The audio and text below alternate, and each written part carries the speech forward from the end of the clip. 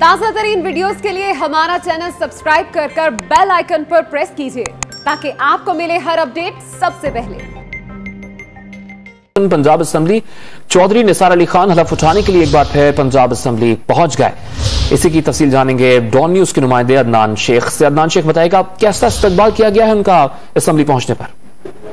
जी बिल्कुल, चौधरी निसार अब से कुछ देर पहले पंजाब असेंबली पहुंचे हैं, जहां पर उनकी हामी ने उन्होंने उन पर गुलपाशी की है और सख्त सिक्योरिटी में जो है वो आज उन्हें पंजाब असेंबली लाया गया है। और पंजाब असेंबली में इससे पहले जो है वो आम रूटीन के अंदर भी किसी भी शख्स को रोकने की नहीं रोका जाता था, लेकिन इस बार ऐसा हुआ कि बहुत सख्ती की गई है। और चौधरी निसार जो है इस वक्त जो स्पीकर चैम्बर है वहां पर बैठे हुए हैं और आज जो कायम मकाम स्पीकर है सरदार दोस्त मोहम्मद मजारी वो उनसे हलफ लेंगे, जबकि चौधरी निसार 2 साल 10 माह बाद पंजाब असेंबली का हलफ उठाएंगे।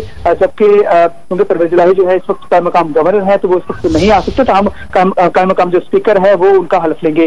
और जो चौधरी निसार थे वो PP 10 से रावलपिंडी से 2018 के जनरल इलेक्शन में पंजाब जो रुकनी जो है वो मुंतखब हुए थे और इस हवाले से जो है आज एक मरतबा फिर वो यहाँ पंजाब असेंबली आए हैं हलफ लेने के हवाले से। तो इस वक्त मुलाकात जारी है चौधरी निसार की और कायम मकाम स्पीकर सरदार दोस्त मजारी की। और अब देखना यह है कि हलफ होता है या वही जिस पहले भी मामला हुआ था हलफ नहीं लिया गया था। तो हम सीरीज ये है कि आज चौधरी जो निसार है वो हलफ ले लेंगे। इस हवाले से तमाम जो तैयारियां वो मुकम्मल कर ली गई हैं। जी, हलफ लेने के हवाले से तमाम तैयारियां मुकम्मल की जा चुकी हैं। बहुत शुक्रिया अदनान शेख।